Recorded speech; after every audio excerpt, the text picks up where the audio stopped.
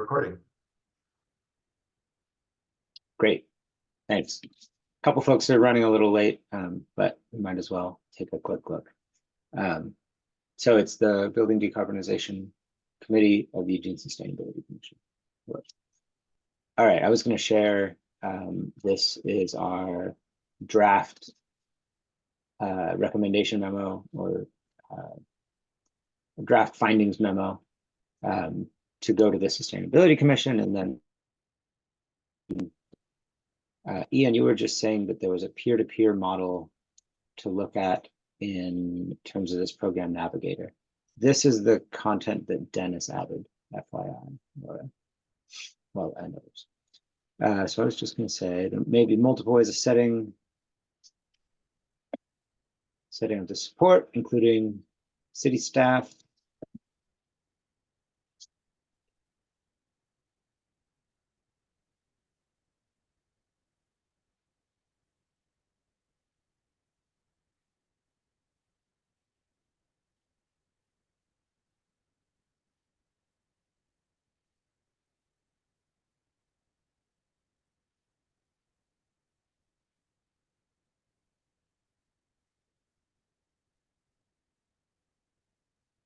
Okay, how's that?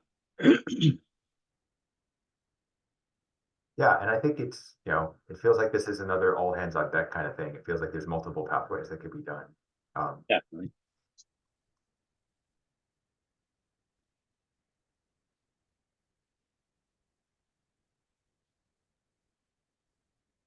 Certainly thinking about where the city's resources are.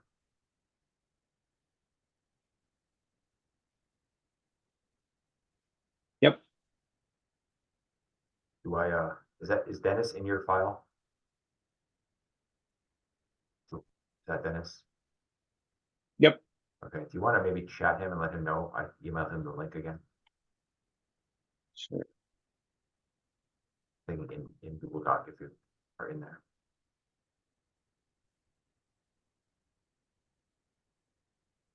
Is there a way to chat someone in a I know, Google? I thought there was.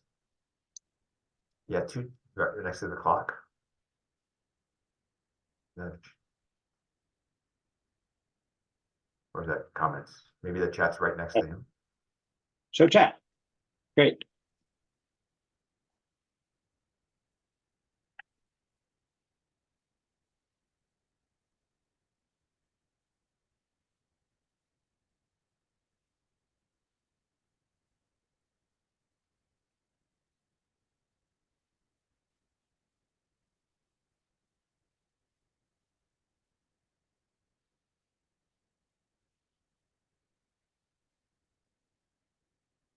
We'll see if that pops up for him. That's a new one on me.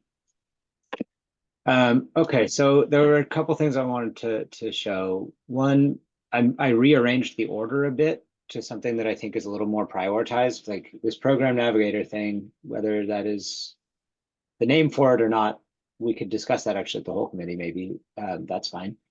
But I think it's kind of one of the biggest things. There's so many programs. Even my friends have been saying that. I was on a text thread with some people not on the commission recently that said, you're a pro, like how the heck do you navigate this stuff? This is all complicated. Why are there so many programs?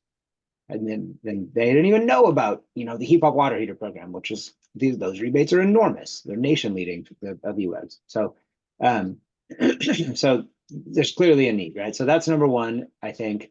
I set up energy disclosure requirements as number two, and that flows right into the BPS, but it's sort of the baseline of the BPS. With an example in Minneapolis that, who was that? Dennis found? Someone found. Really quite nice. It's this cool Tableau interactive dashboard about rental costs with a lot of data preloaded. Presumably they either dedicated city funds or got a grant to pull all that in. But you can go drop down a whole bunch, across a ton of addresses for smaller buildings. Okay. Prediction of cost, which is really neat. I bet we could get a grant to do that, or at least we could try. Seems totally feasible. And then the BPS, we've got, here's what the Oregon BPS is. here's what Eugene might consider is basically adding an emissions metric and links out to local law 97 in New York City, which is emissions based, and the Portland Heart standard, which, as you know, is sort of moving slowly and fitfully, but covers, if it happens, it's going to be really broad. So a couple links there. I mean, I think this is sort of like, hey, have you considered this thing? I mean, presumably best case, Ian, the council says, hey, Ian, go research this and tell us what to do. Yeah. And that's fine with me, unless you want us to, unless you think a different call to action is more helpful. Let me think about that, but no, I think, you know, a lot of this kind of just, it parallels kind of where we are. And so I think it's one, it's like the Minneapolis thing is kind of new, but it surfaces certain things. And it also, I think for me, it's kind of reinforcing. Yeah, good. That's what I'm hoping for. Pace comes next because it's can be hard. There can be issues with putting a lien on a property that's potentially a displacement issue or housing cost issue. You got that building energy performance gap problem that maybe we can get to. But maybe there's potential, especially at CPACE. Or there could probably be, this could probably be cleaned up a little bit in terms of what a CPACE program is and how you might do it, but at least it's a breadcrumb right now. We've got on-bill financing. This is getting toward, number 5, 6, 7. That like, yeah, these are cool too. These are not a bad idea. UM's got a little bit of this. We could certainly try to ramp that up. And then I think this is an important note here.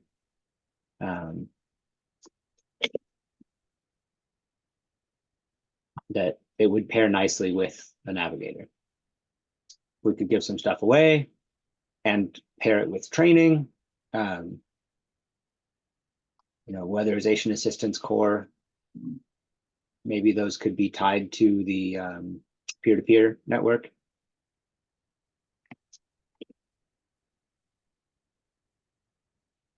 Got it. Okay.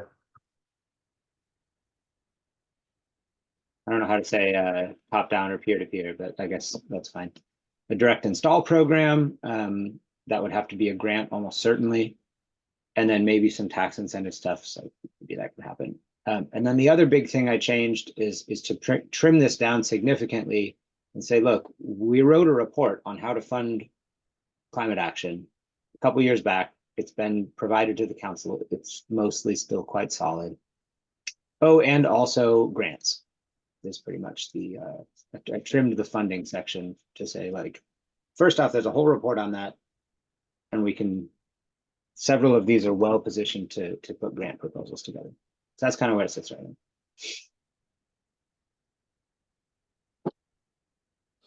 I think this looks great, Alexi. I like how you reorganized it, and it flows really logically to me. Great. And I owed you this, and I'm going to put it in the chat right now, so I remember. But that's the letter that went to council. Is it? I just put it in the chat.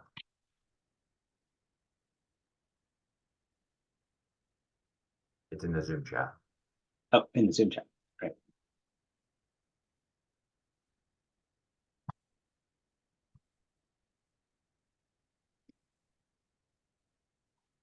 This one?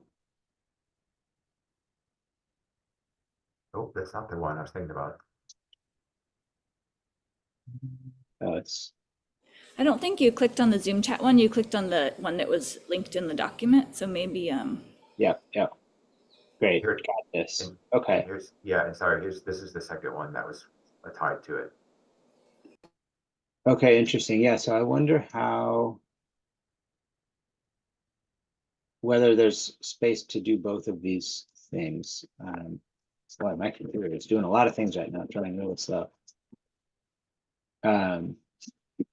So on one side of my screen, on the left, I've got the one you just put in the Zoom chat, Ian, and then on the right is this is the 2023 cover letter that really just resurfaces this 2021 funding mechanisms recommendation set.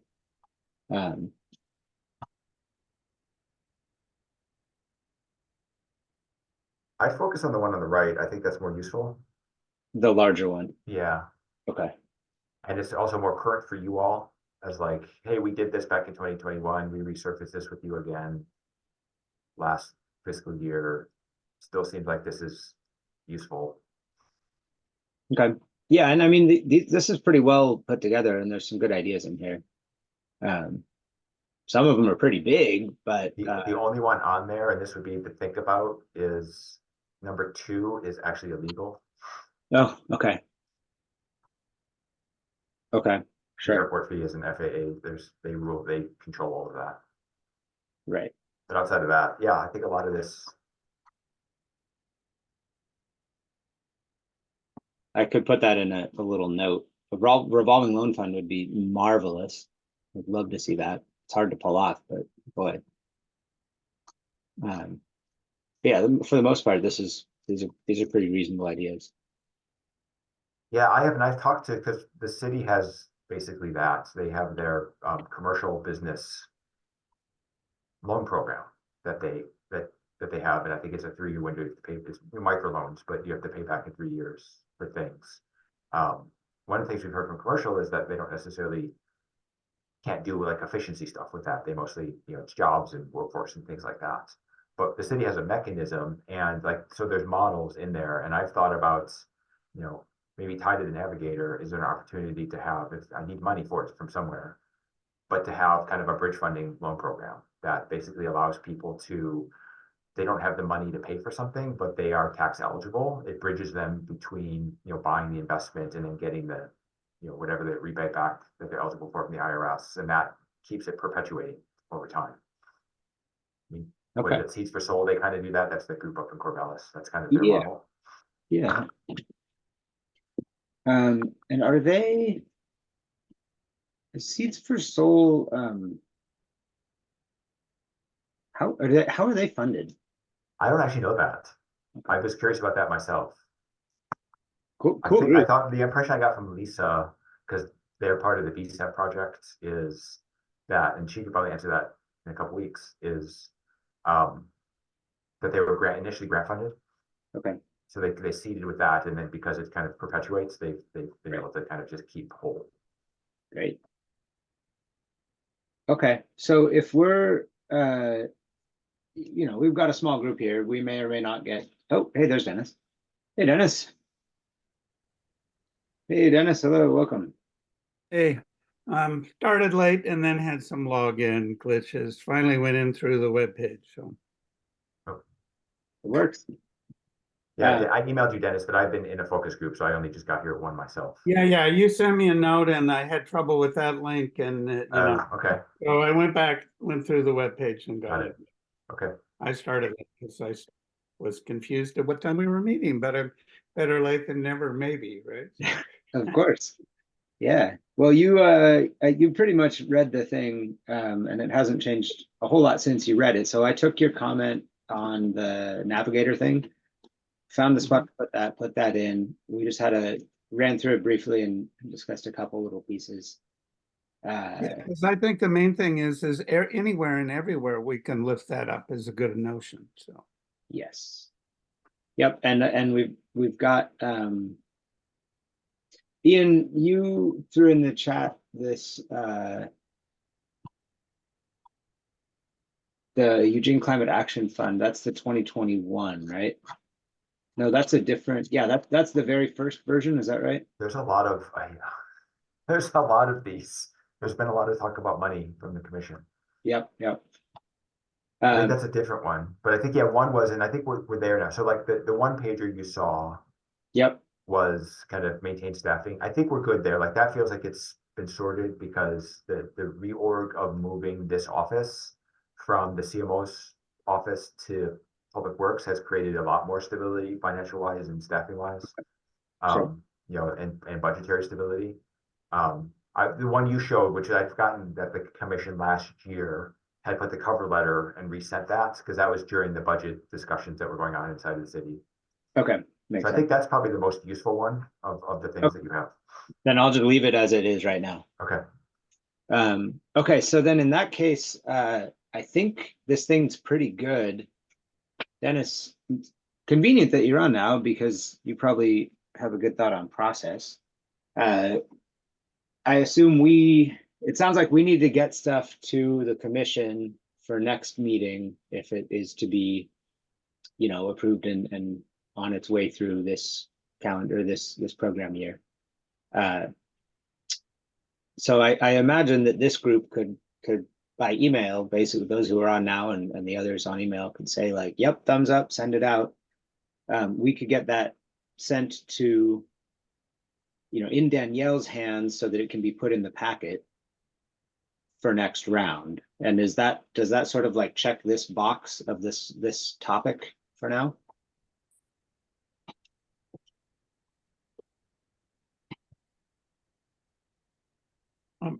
And I wonder if that question is to me, or we're all just sitting there going, who's that question asked to?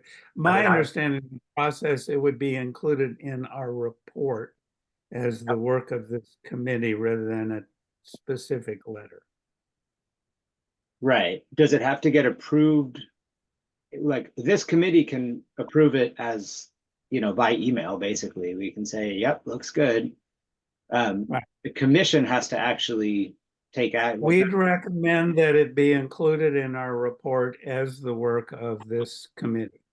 Well, usually we actually do a separate thing. This would be separate. We'd bring it as an agenda item and we would talk about it, approve it, and then it would go sent to council as a standalone thing. And then it would also go in our. Then we could include it in our report saying we did it, just to remind them that they actually got the letter that they may not have ever read. So. Yeah, so Lexi, just one step before what Laura just said, which is right. It's just, I would send it to Devin and Danielle and saying, we want this to be on the agenda for the 15th. Okay. It goes to Jan. Jan's chair. Jan's out of town, so I'd send it to Jan and Devin. Yeah, send it both. Right, Jan and Devin and CC Danielle on that. Yeah. But yes, if we to get this on the agenda, as Laura said, perfect. Got it. Middle of the month, voted on. Yes. And then presumably middle of May, which is now this month, the commission can provide the thumbs up. Maybe there's minor edits, maybe they're not, and off it goes. You can say this gets sent to council and it goes in the report as having been sent to council and attached here, basically. Yep. Perfect. I love it. All right. Yeah, like I said in the email, nothing like a deadline to get me moving. So we have one thing pretty well moving. Maybe we can noodle on the kind of thornier question of the building energy performance gap then, which is the other thing we said we were going to talk about and consider, and has fewer obvious solutions, I think, aside from better prediction and better follow through. But there's some stuff that could be done. So and I think it's more salient now because particularly for homes, and I know Odo is struggling with this, there's a federal requirement. So some of the federal monies now have strings attached that require some of this to be eligible for that. So like the homes rebate program that the state's working on, they are trying to figure out what that is. Like they're trying to figure out how they do that measurement. And I know in talking to Homes for Good, they have similar issues with some of their HUD money where they have to do the same thing. I wonder, I have some like personal experience with this in my house because we did a major renovation. It was basically a new build, but it was a remodel. And the contractors totally screwed up. And had we not been like pretty savvy and had a good contractor, we would have had they had to redo all of the insulation in the floor because they didn't push it up, which counts as like zero. And it really sucked to make them go back and redo it, but we were like, we are doing this for the energy efficiency. And we actually had the house seat tested and with like the blower door and all of that and found some stuff that they had screwed up. And yeah, and that was so I think there's like tons of contractor education from like all the insulation companies and as well as testing, and that possibly could like help a culture shift because in the construction industry there's not a culture of actually for many of the companies trying to do a good job. They're just trying to get it done fast and move on. And so and I think actually that prospect article you referenced, that was the big thing with Block Power, that they were really bad work was resulting in a lot of, and I think that from like a program person, like that's my concern, is that if we have bad work, that like we're going to really suffer from it in an uptake perspective. Definitely. Yeah. Um, yeah, I don't have good ideas in this. I've reached out to eWeb a little bit about this because, you know, they obviously have the score program that they do um, with renters, and because they have access to that data, they can kind of go in and look and do a little kind of before and after proxy, but that's messy too, right? Because let's say you have baseboard and you put in a heat pump, you're using, you know, you all of a sudden have air conditioning, so you're using more electricity across the, like, so yeah, but it's complicated. And I don't know if there's a good thing, like, and maybe it's like putting standards, like, you know, is there a way to use like that program navigator wedge as like it's a hook, and that becomes like a contract requirement of certain things that have to be done. And then what are those things? You Mm-hmm. know, Laura, like, I thought Laura tests were kind of intrusive and expensive. Is there, but like, is there something else that we can do? I'm sort of curious your experience with that and what they had to do and how, you know, what that process was like for you. The blower test? Yeah. We did the whole, we actually did two, there's like a back house and a front house. We did two houses. I want to say it cost like $400 maybe. Okay. And I don't, yeah, I'd have to go back and, No, that's okay. It's just, but it that's wasn't, another budgetary, like, yeah, but I think thinking about like renters or thinking about maybe lower yeah. income folks, that's not a small No, thing. but I think, I mean, if the city put that as a requirement, and also just the inspectors, like the Eugene inspectors, if it's a remodel or some kind of like inspected program, which a lot of this is not going to be inspected, but having them have their eye and their education to these energy efficiency things, I think could make the remodels and new construction be done a lot better. So like some kind of internal training of inspectors of like what to look for and what are common errors that contractors make. But yeah, if there's some way to like, if they get this money, they also have to get it tested and try to get that built in, that might help. Ian, you mentioned something, is it the Homes for Good program that has an energy audit for, at least for owner occupied homes? There's a credit available to pay for home energy testing.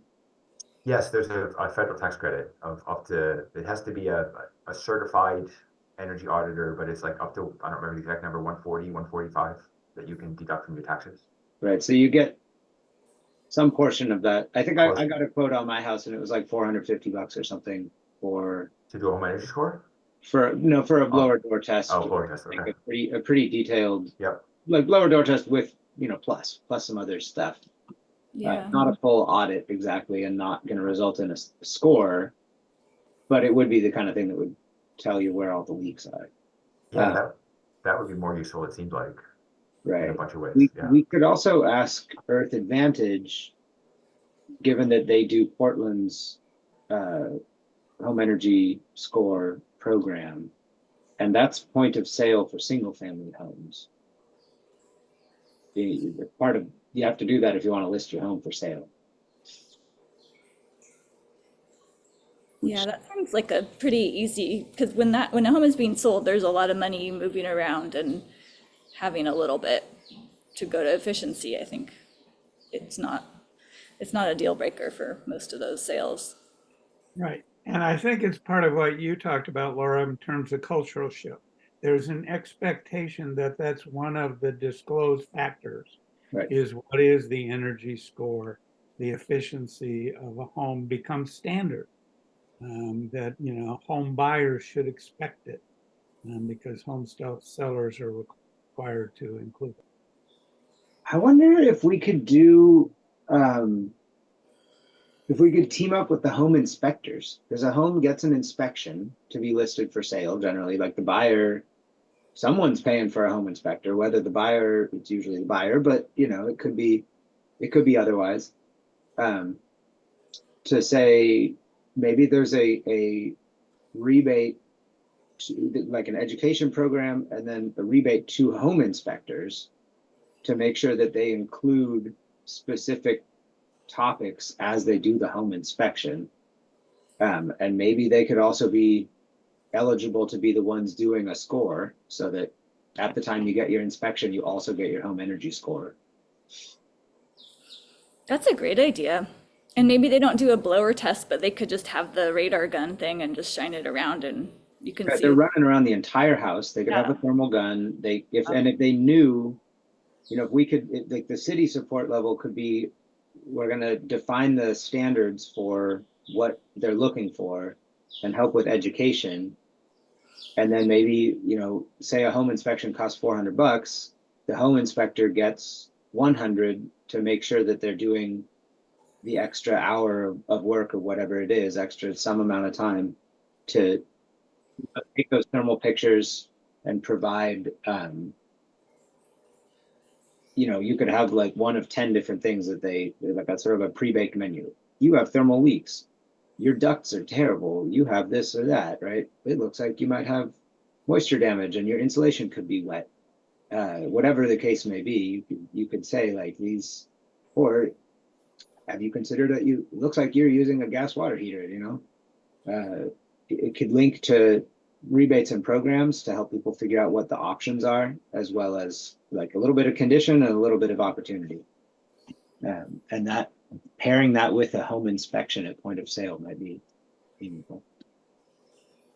Yeah. And I think the kind of initial point is consumer education. Yeah. That a purchaser knows what it is they're buying. Ideally, we could do, someday do that in terms of a renter. That's what they're buying, because we've got that information about the scores. So I think we might frame it as consumer education. Yeah. I think those inspector groups, they have professional development too. Like I've presented to them in California and they were, yeah, very knowledgeable and like always learning more and super detail oriented. So if we could, I don't know how it is in Oregon, but if there's a way to connect into their professional development training, probably wouldn't be that big of a stretch for them to start doing that.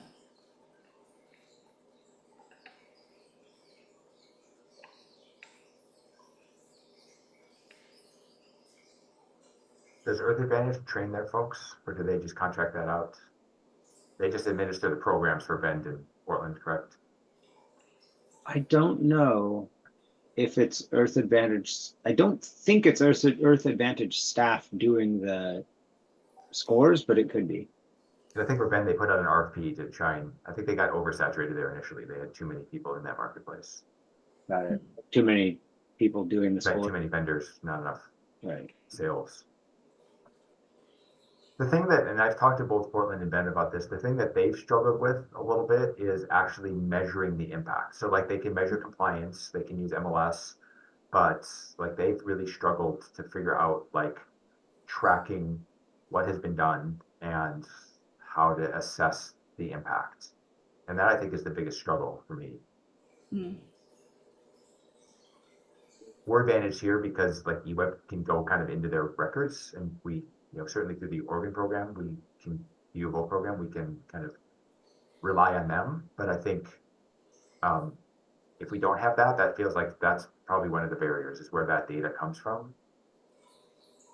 Are there privacy issues? Like, that's my understanding from Portland is with PGE, like there are big privacy issues and they won't let them have access to certain things, and they're not necessarily tracking on a meter basis what's happening. Mm-hmm. So you're kind of relying on homeowners. I worked with the water agency. This is also in California, and we pulled water data from a bunch of homes, and we did get permission signed from the owners, obviously. But with that permission, it was really easy to get all the data. And I wonder if there's some way to, like, they get this incentive if they give permission for us to look at their data, and like with the requirements of knowing where it's going and keeping it private and all of that. But I wonder if there's some kind of, because our program was it was targeting people who are more already doing something. They'd like put in gray water systems, so they were willing to like let us analyze like how that impacted their water use over time.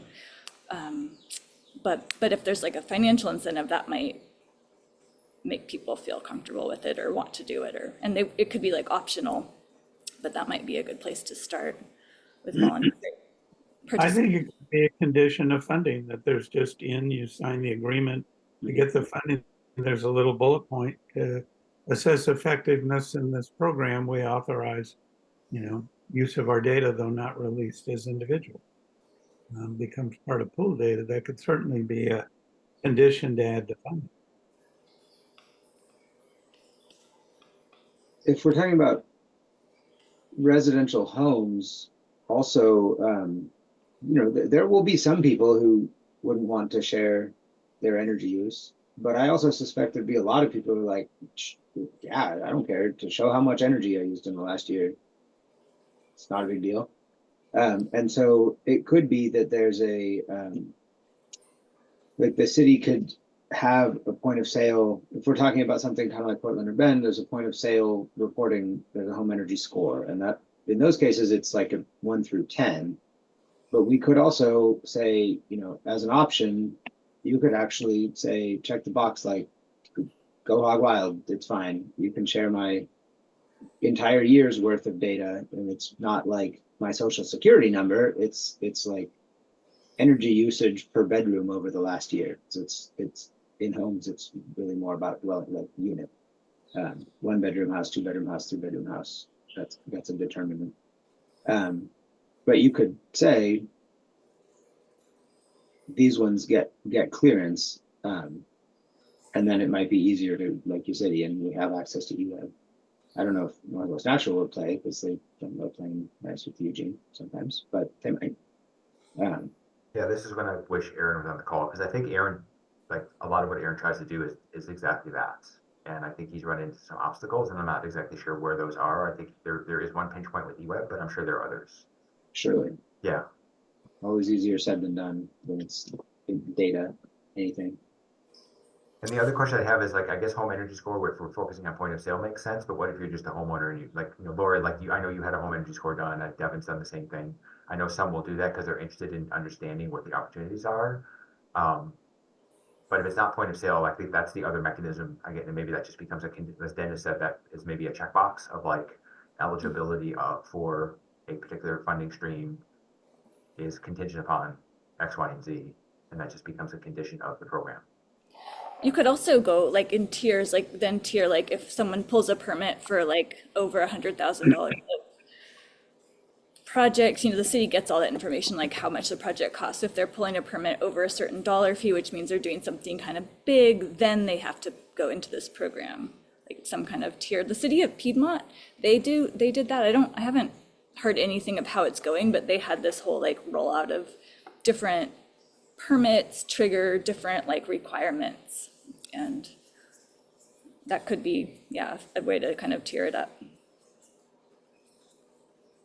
I'm also imagining a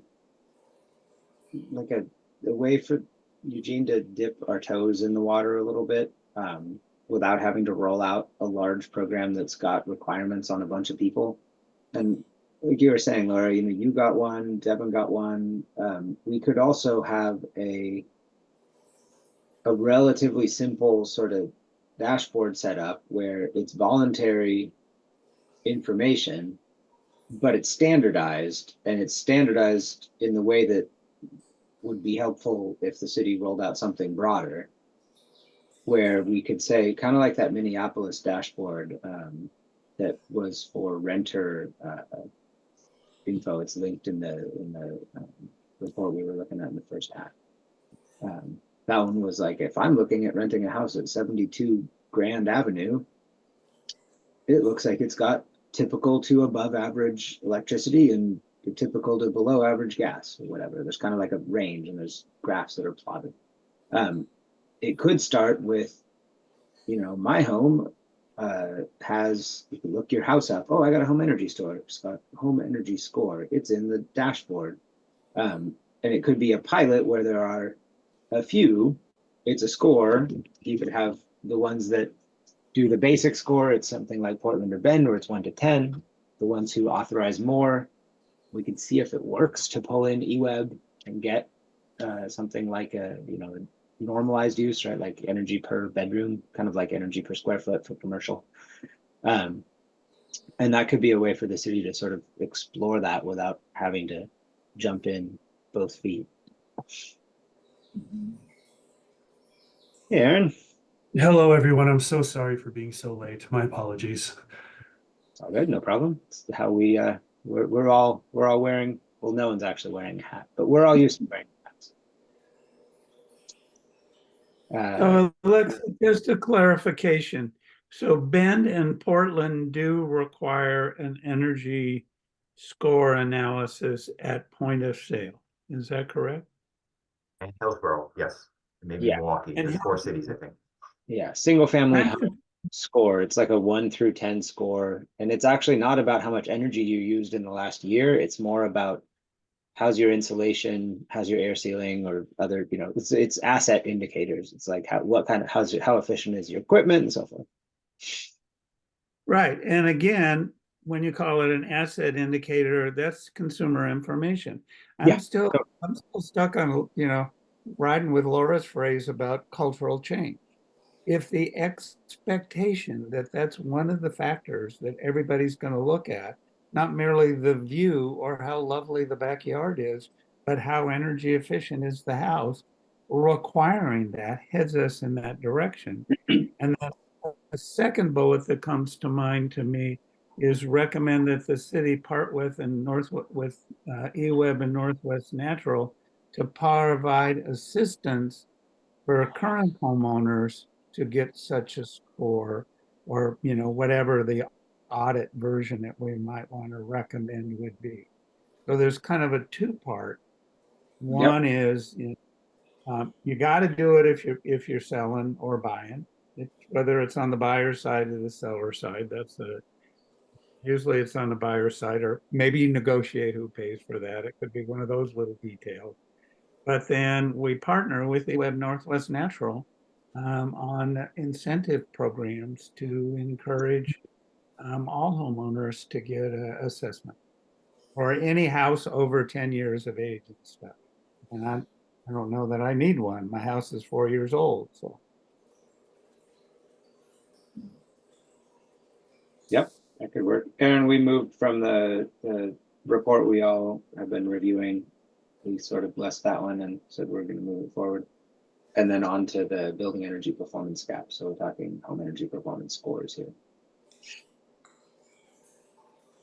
And Aaron may know this, but I thought ETO had some sort of, it's not exactly home energy store equivalent. I'm forgetting, it's another 3-letter acronym that they use for scoring manufactured housing. Are you familiar with that, Aaron?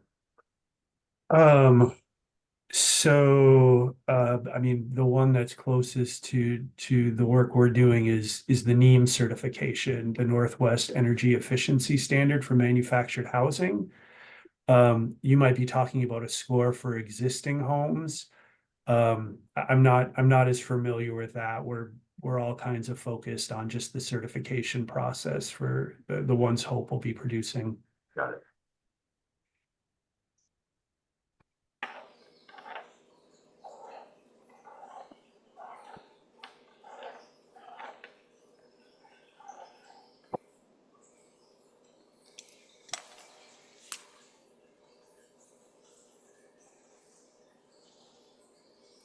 So if we are, it seems like we're sort of circling around a couple of ideas here. I just started taking notes, and I see how you're presumably taking some, but I concluded that I should probably stop leaning back and start writing things down to get somewhere.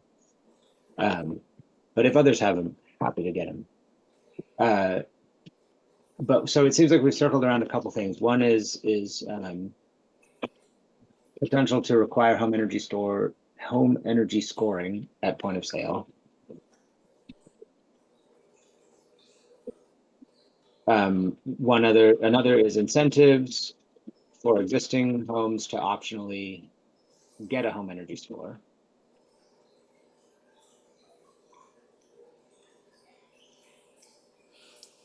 There could be incentives for landlords to get that, and then that information could be made available to renters. And there's that Minneapolis dashboard that's an example. I was thinking about what Laura said, which was like, because you knew or were knowledgeable, you kind of knew what to look for, or knew kind of something was amiss.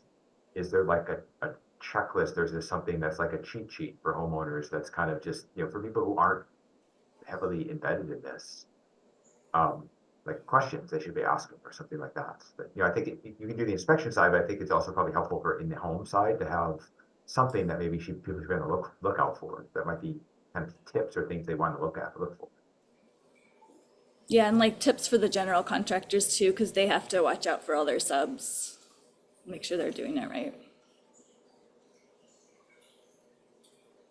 Yeah, cheat sheet for homeowners and tips for GCs when doing home energy upgrades. Or even just any type of construction, because a lot of, the current codes require a lot of good stuff, but if the contractors aren't doing it right, then you miss out on the actual savings.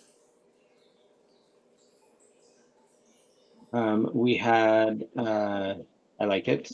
We had the one about the home inspectors tacking on an energy analysis to a home inspection at point of sale with an educational component for the inspectors as well.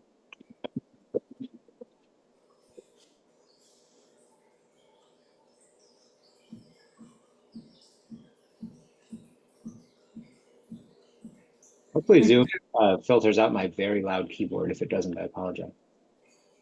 I think there's kind of two variables on that, and one is, are we talking about, city inspectors, or are we talking about private inspectors? For new construction, there's a final inspection that's done, to get a final occupancy permit. So there's that approach of just saying, having a score, not even setting a standard at this point of what the score would be, but having a score is part of a final inspection for final occupancy. And the other one is, there's that real estate requirement for when a transaction takes place. I think too with like the inspector, like city side of inspectors doing education, like we'd want to educate like the plumbing inspectors. They need to talk to the plumbers to make sure they seal all the penetrations they've made. So when they don't do that well, that affects the building performance, and there's, all that timing. So I think the education on the city side would need to be very broad, like all the inspectors that go to the site. And if they have their little cheat sheet of like remind the plumbing contractor to use like whatever level of foam to seal up these holes, just to kind of try to shift their practices to be more energy efficient, because they all impact the overall performance of the building.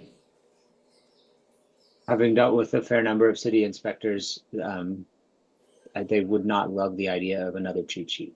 It's a good idea, and I have written those cheat sheets, but they have several. Yeah.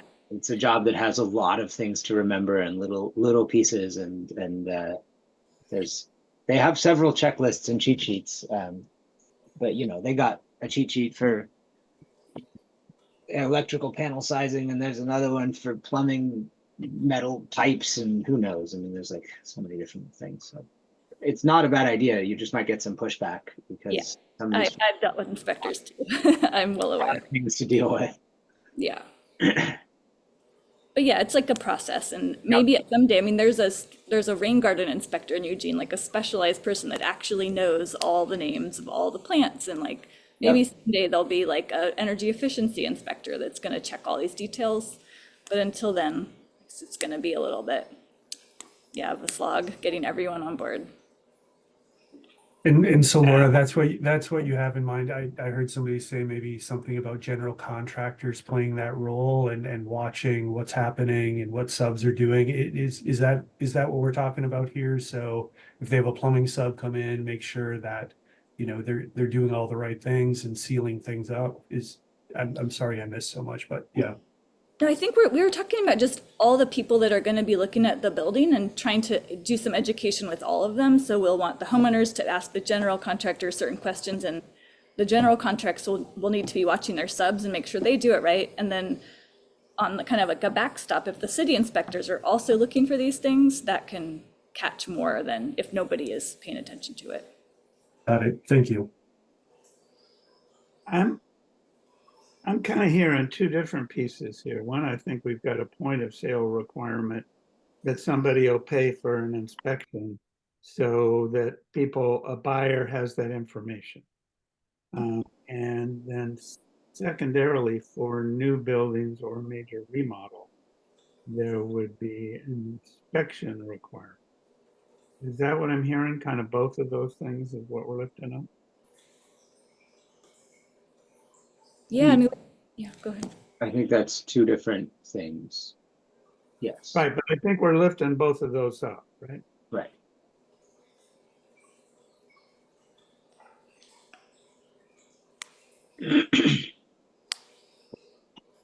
Last question on this then, because we're coming up on time. Should we remain, it is fine with me if the answer is yes, but should we remain focused on single family homes as a sort of something we can bite off and chew on, as opposed to getting into multifamily or commercial in terms of building energy performance gap?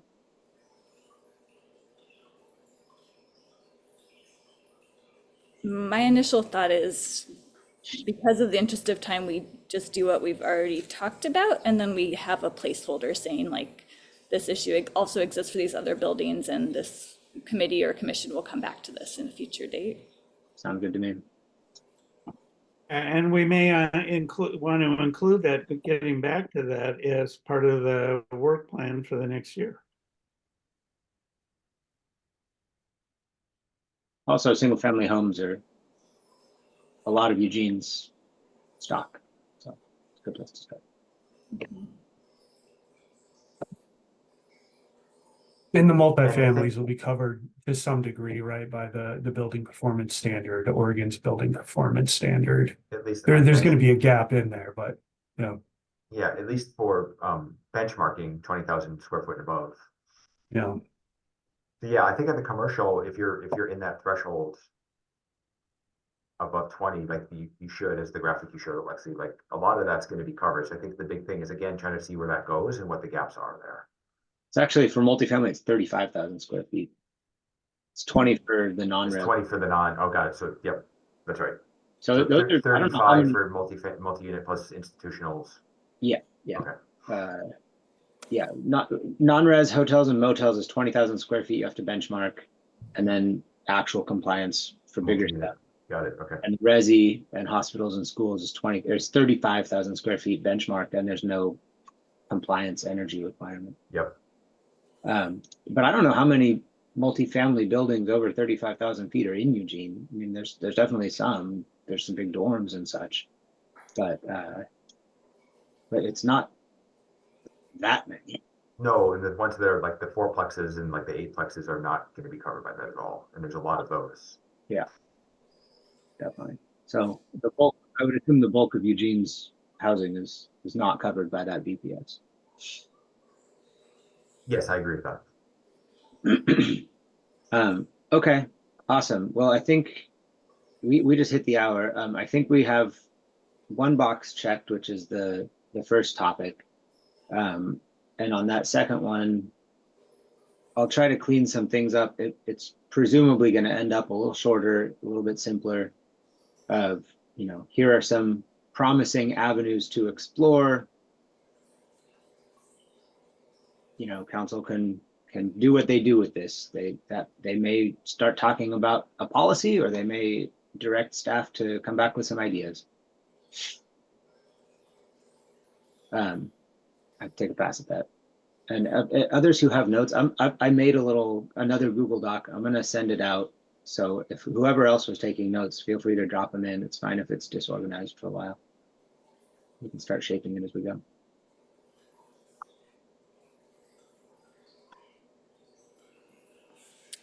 Thanks, everybody.